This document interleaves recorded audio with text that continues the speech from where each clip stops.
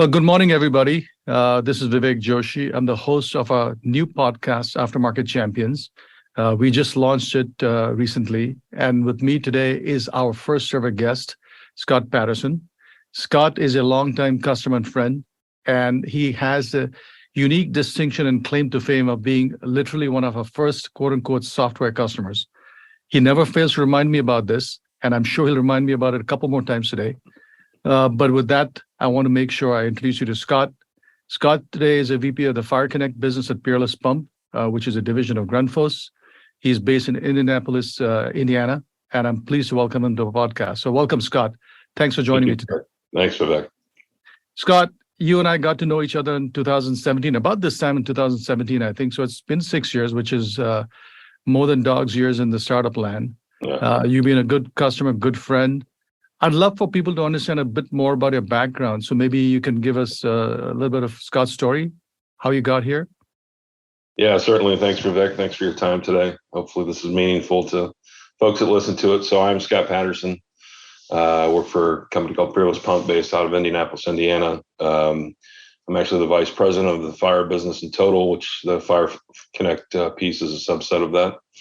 But I started out my career after college at working for General Motors and production supervision, managing truck assembly lines. Got into continuous improvement. From there, I wanted to change the world, and GM probably wasn't the place that was going to happen. So I went to work in the RV industry, a company called Fleetwood Motorhomes, where things stepped back probably 2 decades in time from General Motors in terms of technology and process and method.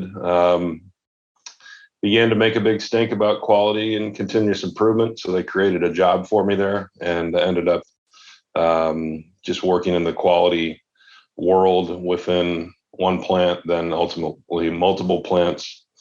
And then from there, my journey took me to Peerless here in Indianapolis, initially as director of quality and continuous improvement, and then shortly thereafter into more mainline manufacturing management responsibility, and then eventually into customer service.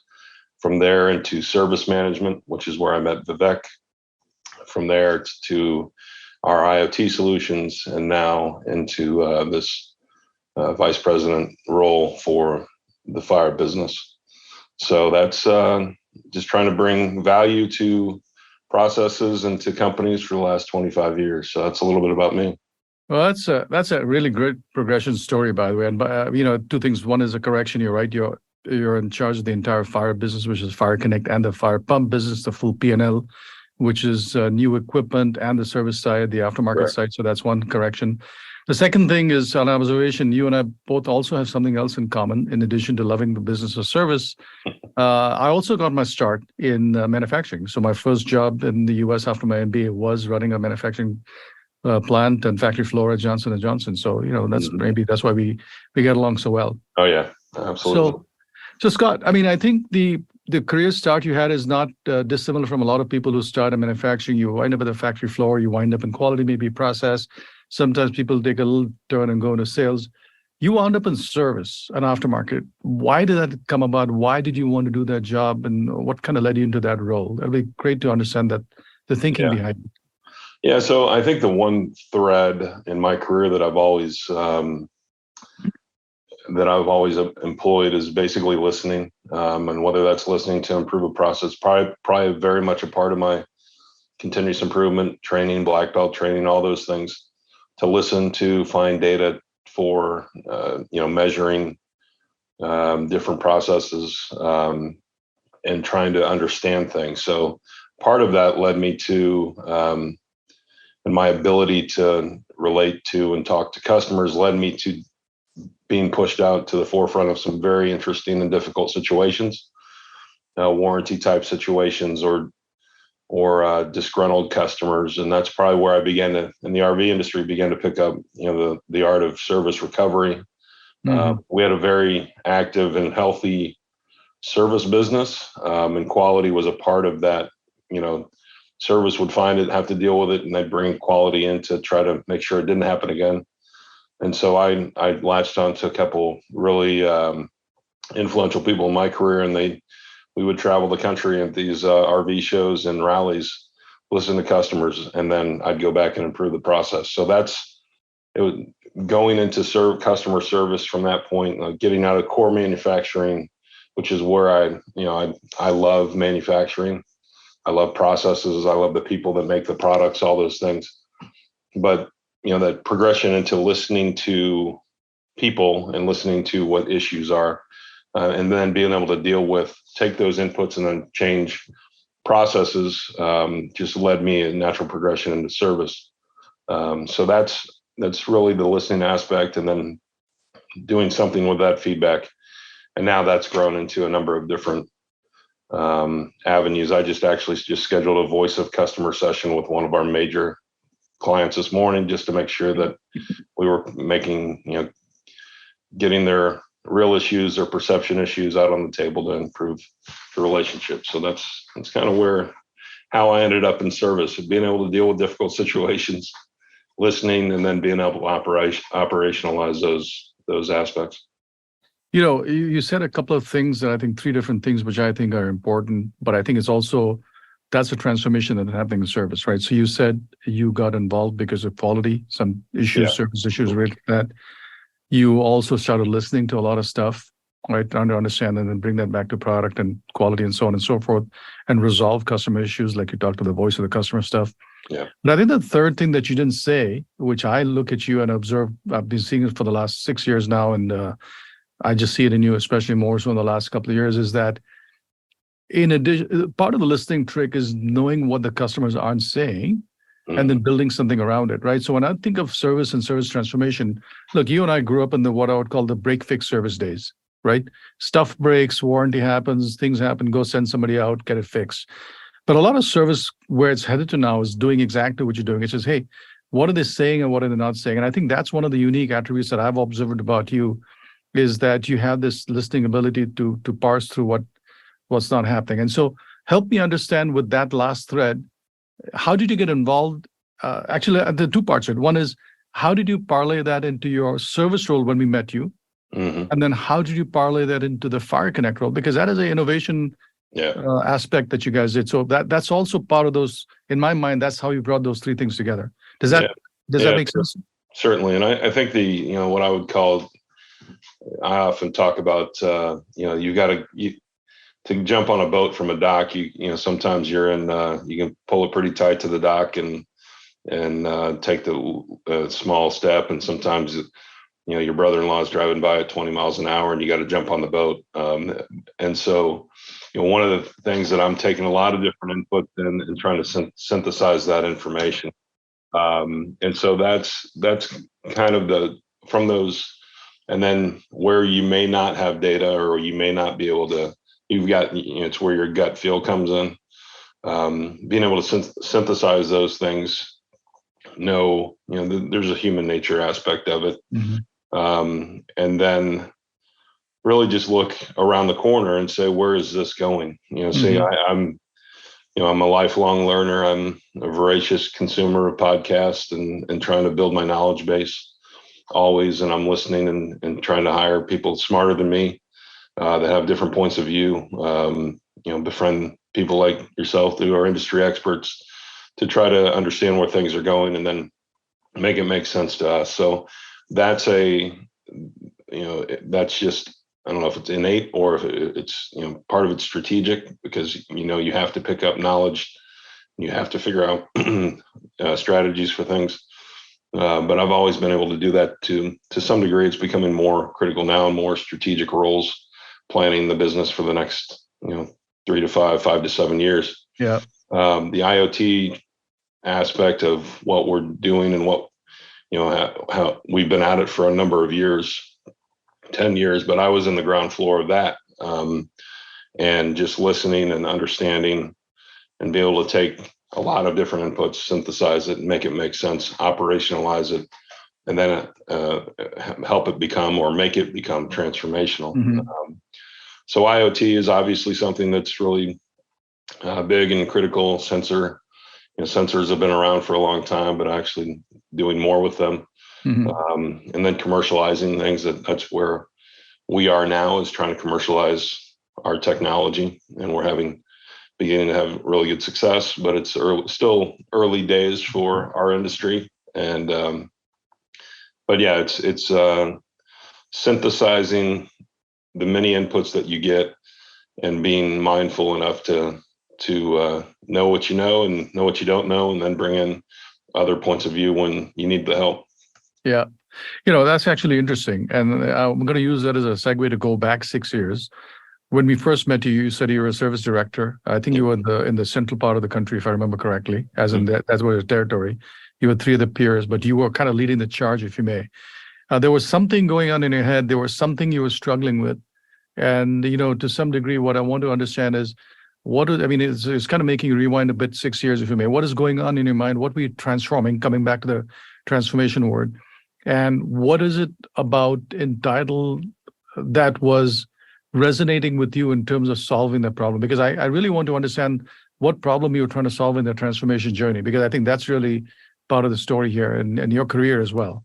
Yeah. So a number of different things were going on, but the biggest of which is that we were working, our parent company, Grundfos, Danish-based company, we were working to commercialize service like we never had before. And Peerless has always had a very strong service business.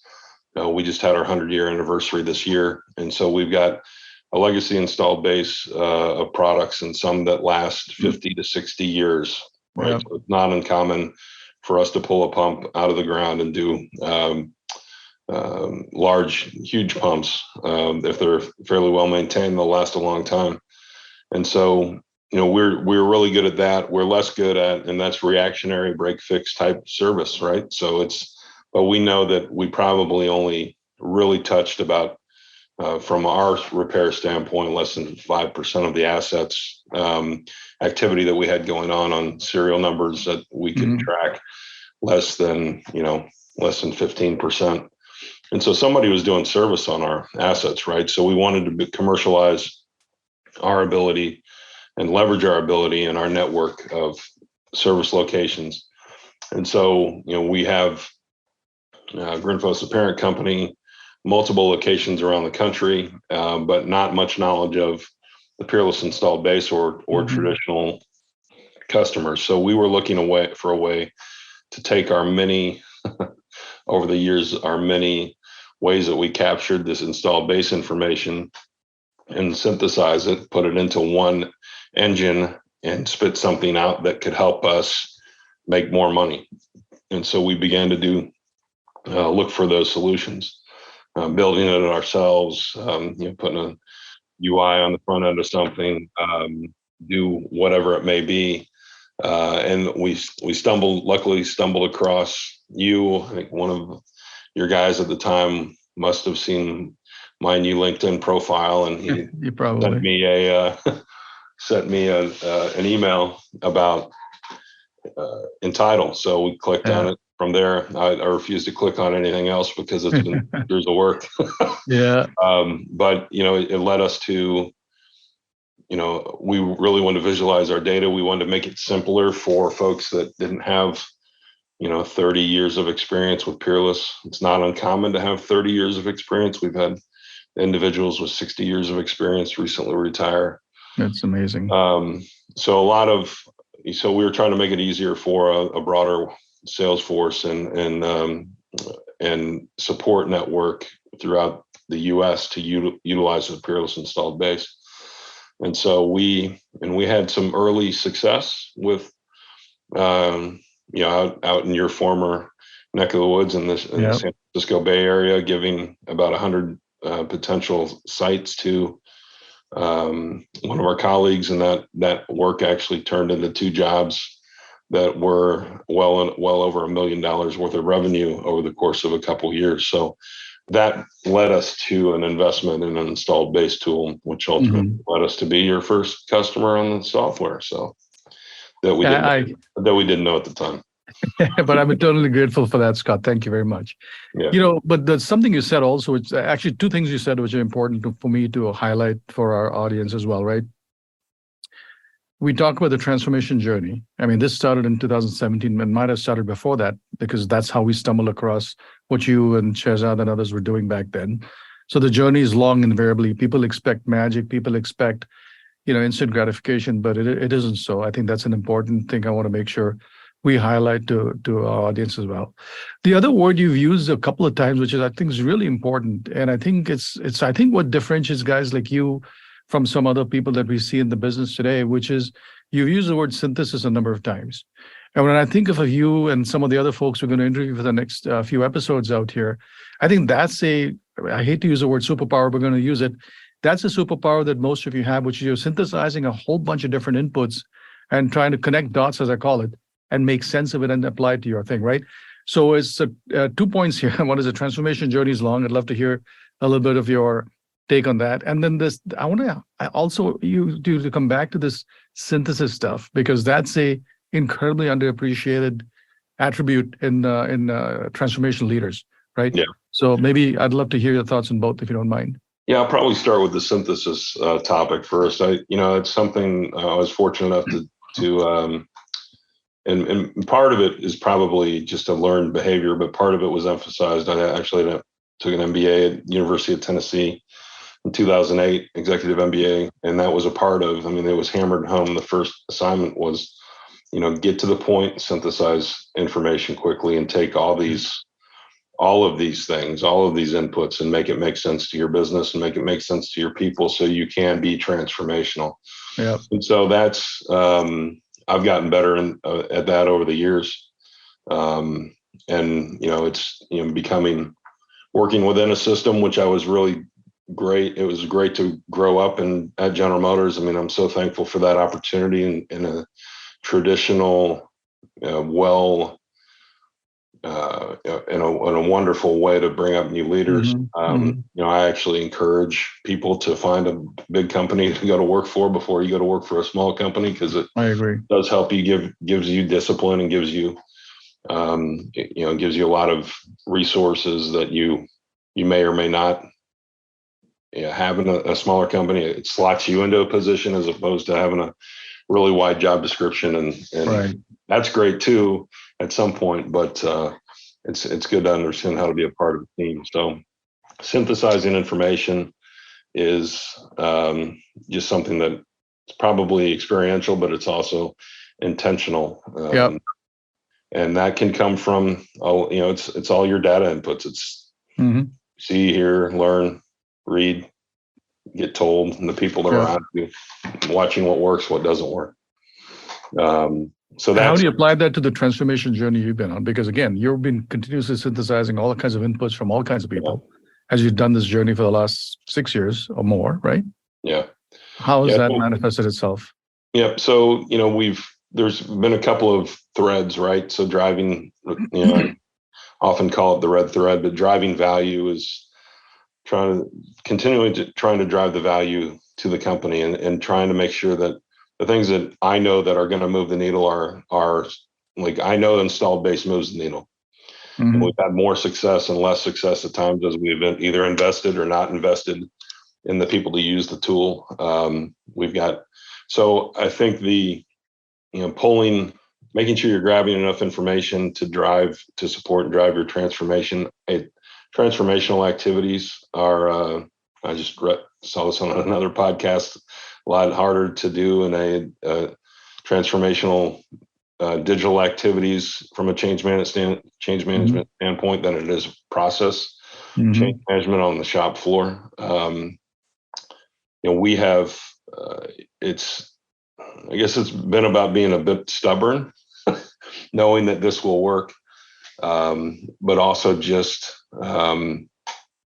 continuing to drive the point home that there's an installed base out there that's really important, really valuable. We need to go after it, need to mine it, need to listen to people, need to invest in the people to actually utilize it. There's early days we drove around the speed bumps and roadblocks to try to find people that would buy into the activity.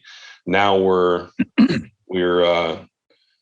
driving through the roadblocks. We're stopping and waiting to make sure that, we get people on board to, because it's so valuable. So, we've had a number of different strategies. The main strategy hasn't changed. The operationalizing how you get there and how you get people on board is different. I think what we expect out of our interaction with Entytle is a little different than in the past. I mean, 2017, we stumbled upon data visualization and the beginning of AI with you. Like, oh wow, look at that. They actually know more about our customer than we do. And so, utilizing, what you do to clean data and your special sauce behind what generates how you visualize data has been really helpful. So, the installed base, more than 24 times I've been able to tell a customer, here's the assets we have, and it just gives us tremendous amount of credibility. And we're talking huge, extremely well-known brands, companies, Fortune 100 companies that get really impressed when you know what assets they have, and that you've invested in something that helps them help themselves. Right? We've shared our installed base with these folks to say, "Oh, we'll give it to you. Here's the data." So, not sure if that exactly answered your question, but it's. Well, I think it is, and I think the two parts that you answered. One is the synthesis part of the whole mindset, and then how do you apply that to transformation and why transformation takes long. I think you're right. I mean, in the beginning, you were trying to pick and choose the right people, find the early winners, invest in them, get them to succeed. But then in a large company like Grundfos, Peerless, that change is hard to make work, right? And I think then you decided to default to a slightly different approach, which is, look, we've been patient, we've tried to bring you along, but now the train's moving. I want you to get on there. And if you don't, the train's going to be gone. You're going to be left at the station or worse, by the side of the tracks, right? I think that's a big change. The other thing that I actually was interested in hearing your point of view, because you and I have talked about this recently a lot, is, again, I referenced this early in the conversation. When I think of people like you, you have a unique customer-focused, commercial, what I would call commercial mindset, commercial acumen, which is another fancy way of saying you're always trying to figure out from the sales and marketing point of view. One of the big issues that I've seen in industrial manufacturing companies, and especially more so in the service and aftermarket groups, is this lack, I'd call the skill will gap in terms of commercial stuff. How are you trying to overcome that in your business? And I know in the fire business, you've taken certain steps to rectify that. Maybe we can touch on that a bit, because I think that's part of the transformation story as well. Yeah, it's and some of this, the commercial acumen, some of it's profile driven, some of it's, there's a difference between an account manager and a hunter, hunter gatherer. And so that's something we probably learned the hard way to some degree. But it also confirmed, why we are who we are, I guess.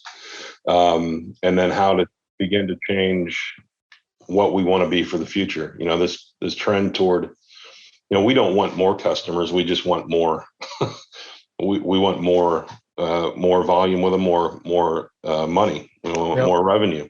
But to do that, sometimes, we're dealing with, we sell through distribution primarily. There's some larger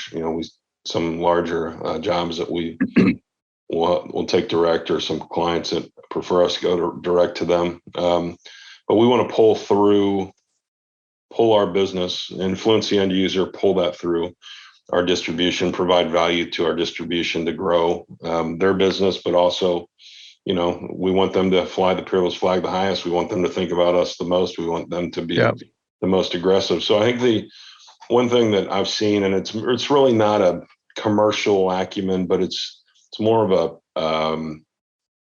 a palms up approach to working with people, which is, and it's this idea of assisting to sell. I personally, if you come in to sell me something, I'm not going to buy it. I just don't want to be sold. You say, hey, I know that you probably already did your research. Let me know if you need something, if you need a different color or a different size. That's the type of person I'm going to buy from, and that's my personal mantra. And I think that works well in our industry. Yep. So we try to expose data, try to put our internal people in a better environment to assist them to sell. The same thing is our distribution assist them to sell, whether I'm flying out to Austin, Texas to meet with our customer and then go meet with their large customer to help influence. That's assisting to sell. And it takes on a number of different forms. I think that, so part of it is profile driven, but a lot of it is just trying to be the easiest company to do business with. And Entytle allows us to cut to the chase quickly, right? You synthesize a lot of data for us, and you bring a visualization of that data in a number of different ways to help us assist to sell, uncover information, uncover insights that we don't typically have. And then if there's something that we're missing, you're there to help us say, we think you should be doing this, or whatever it may be. So the commercial side is, a wise person in our company said, I said, okay, this was maybe, it was 2015, 2016, and I was responsible for aftermarket sales. And I said, okay, give me your best advice about selling. He goes, just keep going back. I'm like, all right, okay, what do you say? He goes, just keep showing up. Keep helping them out. Eventually they'll buy from you. So, and that is that, persistence, that's the stubbornness, that's the competitiveness that comes out that says, I want to win. We've got, so it really delights me to see our folks successful, having breakthroughs, transformational breakthroughs, our distribution have transformational breakthroughs, et cetera. So, and that's, it's, because at the end of the day, I believe we all want to be a part of a winning team. And then at some point in time, you got to win. Win more than you do. Yeah. So.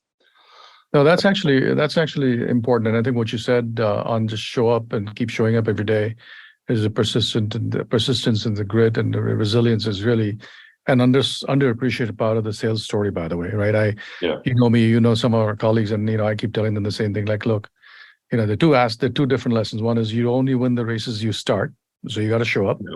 And the person who wins is the guy who's going to show up more often than not, get more at bats, and keep showing up, and that's how you're going to win. And I think that's an important lesson. Scott, I want to switch a little bit to, if I think of the progression, you started as a factory grunt, and then you moved up to a quality guy, a process guy, a service guy. Then you ran the aftermarket business for Peerless Pump, and now you're running a full P&L. That's pretty remarkable progression for most people. I actually think it's quite interesting because to me, even though I'm really in the business of aftermarket and service, I've also had a similar career where I've done everything.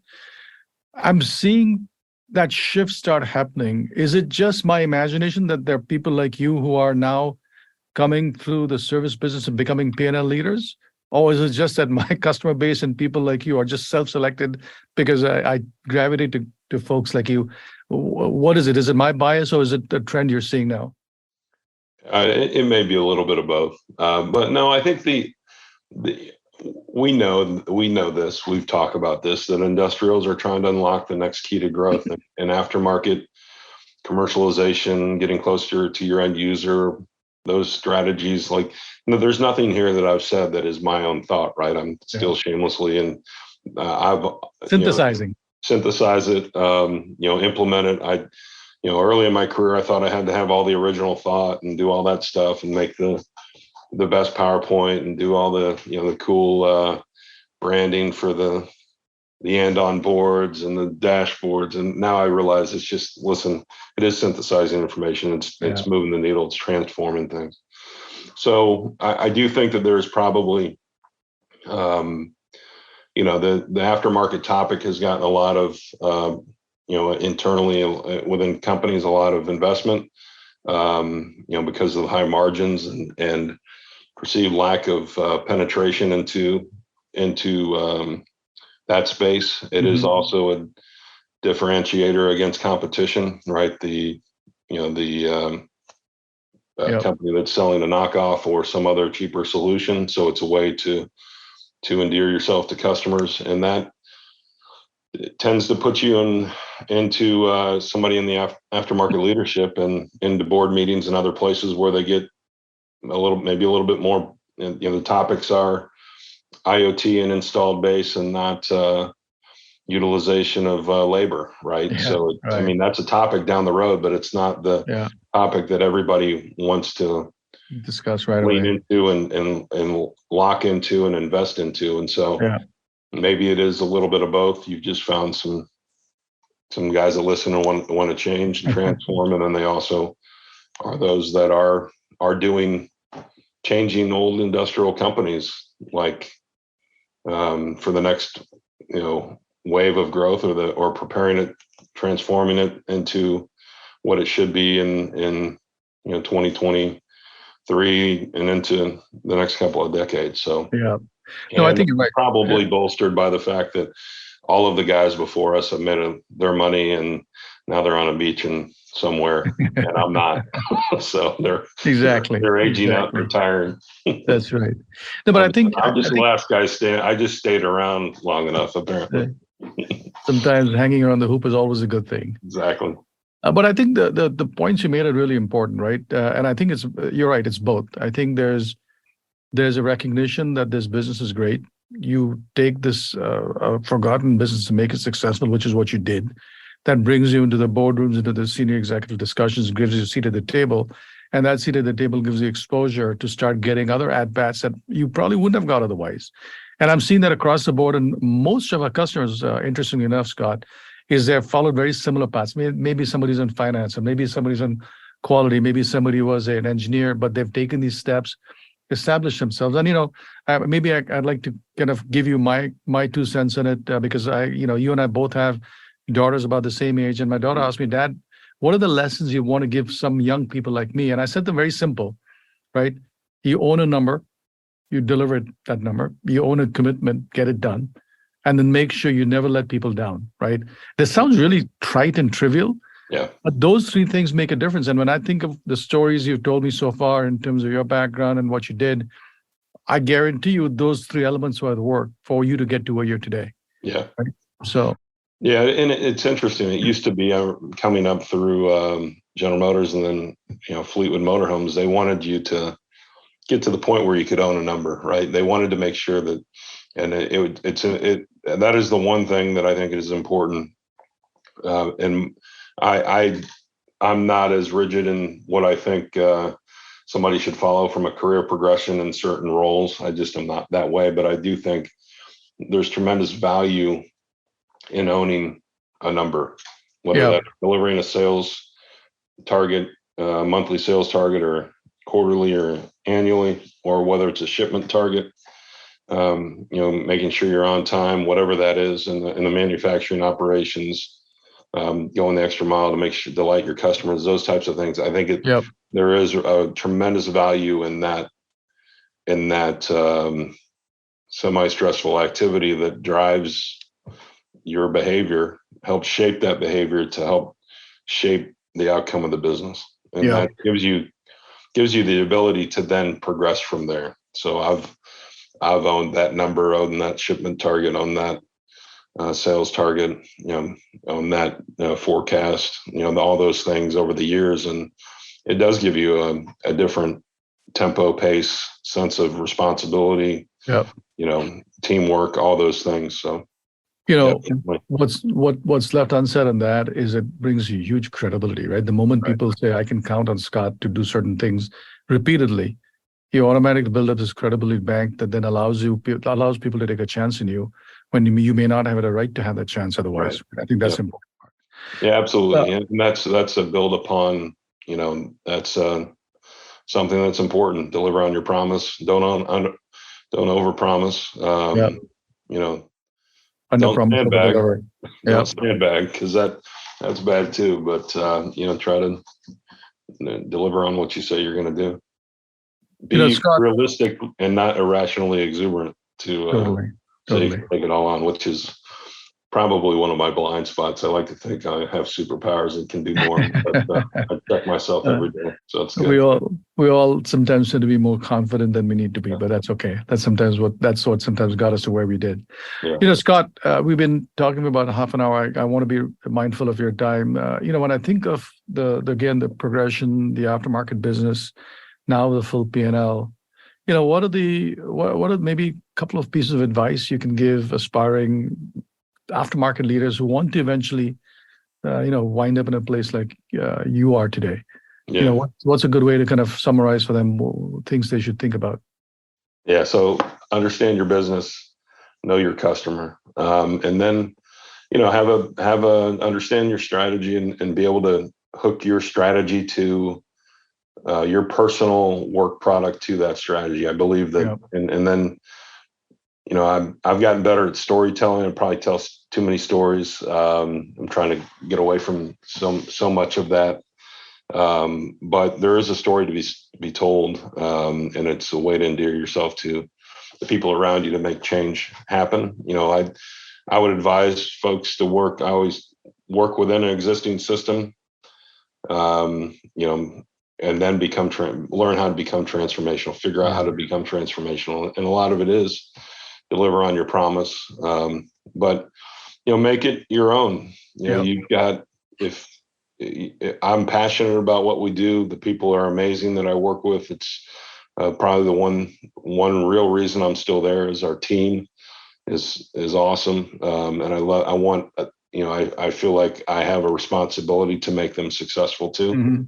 But you find something to be passionate about, and if what you're doing doesn't instill some passion or that drive to want to go the extra mile at times or all the time, then you're probably in the wrong place. So find that place where you're going to enjoy your work and enjoy your customers and enjoy what you do. I wouldn't have thought that working in the pump industry was something that I would be tremendously passionate about, but I find amazing stories all around the world, and to be really proud of what we do.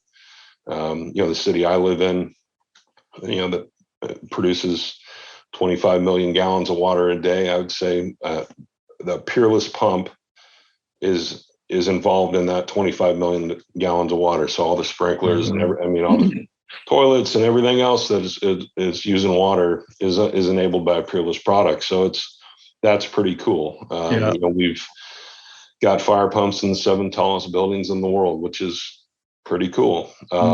It's a story to tell. So be passionate about it, make it your own. Tell the story, and ultimately become. You'll become transformational. So get stuff done to help whatever that strategy is, whatever that number is, whatever it is. So.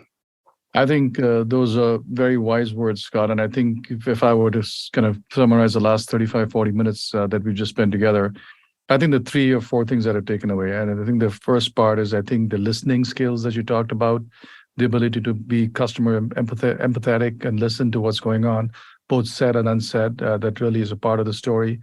The second part of the story is, as we talked about, is being reliably execution oriented, so people can count on you and understand and kind of do it. It's a persistence, not just showing up to work, but showing up in front of the customer every day, knowing that they know that you're there for them. And the fourth thing, I think you touched on it at the end, is being able to tell these stories, because eventually facts are facts, but facts resonate more with the stories that surround them. And I think all those things come together in terms of kind of making you an aftermarket champion, and more importantly, a leader now who's going on to bigger and better things. So I think that's been a fantastic 35, 40 minutes with you, Scott. I really appreciate it. I think there's so much wisdom here that we can distill, that I'm hoping that our customers, our audience, our community we're building around this whole notion of aftermarket takes it away. I'm more excited because, as I said, you've given me a chance twice. You gave me a chance in 2017, first time with Entytle Insights, and now first time with a podcast cast. So, Scott, thank you very much. Really, really appreciate it. Yeah, thanks, Vivek. It's been fun, as always. So excited. Thank you. Thank you, Scott.